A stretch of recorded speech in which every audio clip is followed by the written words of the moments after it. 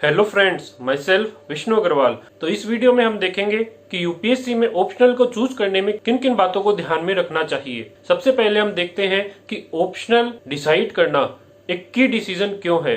तो दोस्तों, इसके लिए अगर आप 1 से लेकर 100 तक जो टॉपर है उनकी मार्कशीट को अगर आप देखेंगे तो उनमें 8-10 कैंडिडेट्स को छोड़कर बाकी सभी कैंडिडेट्स के ऑप्शनल में बहुत अच्छे मार्क्स आते हैं। दोस्तों, यूपीएससी में 40 to 45% पर ही किसी कैंडिडेट का सिलेक्शन हो जाता है, लेकिन ऑप्शनल में कैंडिडेट्स को 60% से भी ज्यादा मार्क्स मिलते हैं।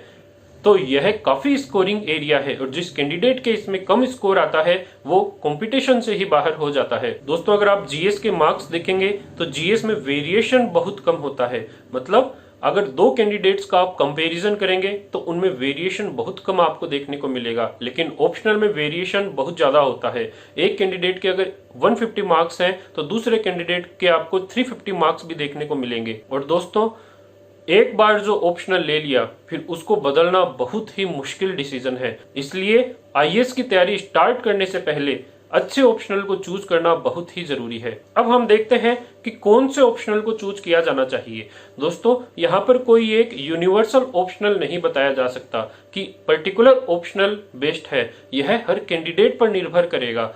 दोस्तों, यूपीएससी में लिटरेचर के 23 ऑप्शनल्स हैं और उसके अलावा 25 ऑप्शनल्स हैं, तो टोटल 48 ऑप्शनल्स हो गए। अब दोस्तों, अगर इन ऑप्शनल्स को हम कैटेगराइज करें तो पहले तो हो गए टेक्निकल ऑप्शनल्स, जैसे मेडिकल साइंस जिसको सिर्फ एक डॉक्टर ही ले सकता है, कॉमर्स एंड अकाउंटेंसी जिसको कॉमर्स बैकग्राउंड के स्टूडेंट्स ही ले सकते हैं, और इसके अलावा दूसरे ऑप्शनल्स होते हैं ह्यूमैनिटीज जिनको कोई भी स्टूडेंट ले सकता है। तो दोस्तों, अब मैं आपके साथ 7 ऐसे फैक्टर्स डिस्कस करूंगा जिनके बेसिस पर आप कोई ऑप्शनल चूज कर सकते हैं।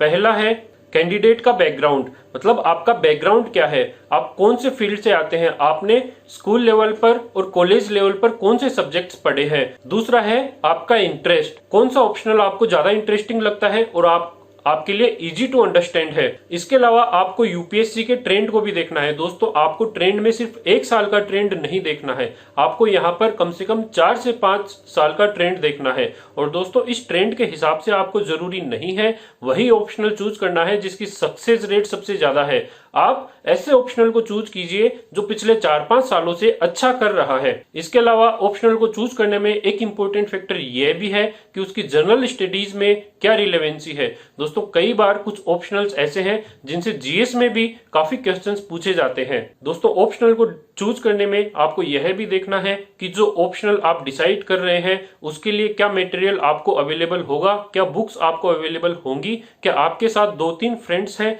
जो आपके साथ तैयारी कर सके। आपको राइटिंग स्किल्स को भी देखना होगा कि क्या आप जो ऑप्शनल ले रहे हैं उसके राइटिंग स्किल्स आपके पास हैं या नहीं।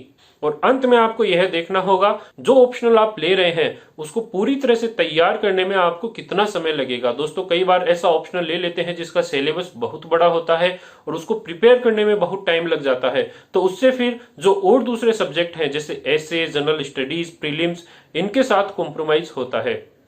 तो दोस्तों, ये वो कंसिडरेशंस हैं जिनके बेसिस पर आपको ऑप्शनल चूज करना है। लेकिन मैं आपके साथ यहाँ पर 3 ऐसे नेगेटिव फैक्टर्स भी डिस्कस करूंगा जिनके बेसिस पर आपको कभी भी कोई ऑप्शनल नहीं लेना है। पहला है पॉपुलैरिटी।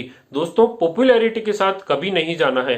किसी ऑप्शनल को अगर बहुत कैंडिडेट ले रहे हैं और उसी बेसिस पर हम ले लें तो यह बहुत गलत होगा। दूसरा दोस्तों, आपको पिछले 1-2 साल के ट्रेंड देखने हैं कि यूपीएससी कौन से ऑप्शनल में मार्क्स नहीं दे रही है, जिसको बचरिंग भी कहते हैं। तो ऐसे ऑप्शनल से आपको बचना है। और दोस्तों, अंत में आपको कभी भी टॉपर्स के साथ नहीं जाना है। दोस्तों, उदाहरण के लिए अगर आप पिछले 6-7 साल के टॉपर्स को देखेंगे तो कोई भी ऐसा ऑप्शनल सब्जेक्ट नहीं है जिससे 2 टॉपर आए हों, तो इसलिए आपको टॉपर्स के साथ नहीं जाना है। अब दोस्तों, हम डिस्कस करेंगे कि ऑप्शनल को चूज करने की प्रोसेस क्या है।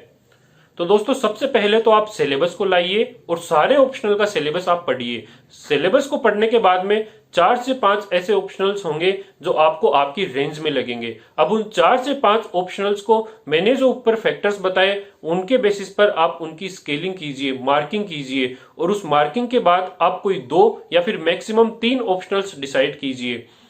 अब दोस्तों, आपने जो फाइनली 2 या 3 ऑप्शनल्स डिसाइड किए हैं उनके लिए आप अपने सीनियर से मिलिए, आप इंटरनेट पर उससे रिलेटेड सर्च कीजिए, आप उनसे रिलेटेड जो बुक्स अवेलेबल हैं उनको थोड़ा देखिए, आप जो टॉपर्स के ब्लॉग्स हैं, इंटरव्यूज हैं, उनको थोड़ा पढ़िए। अगर हो सके तो उन टॉपर्स के साथ फोन पे बात कीजिए या उनसे मिलिए, और आप पिछले साल के जो पेपर्स हैं उनको भी देखिए। तो इनसे आपको एक आइडिया लग जाएगा कि वो ऑप्शनल आपका कितनी रेंज में है।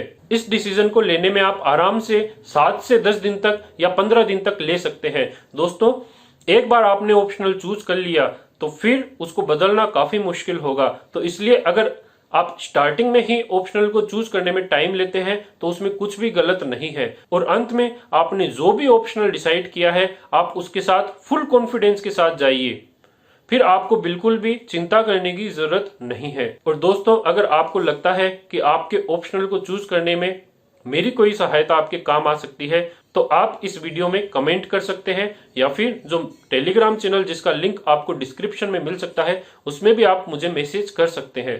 तो दोस्तों, अगर यह वीडियो आपको अच्छी लगी तो प्लीज इसको शेयर कीजिए, सब्सक्राइब कीजिए। Thank you.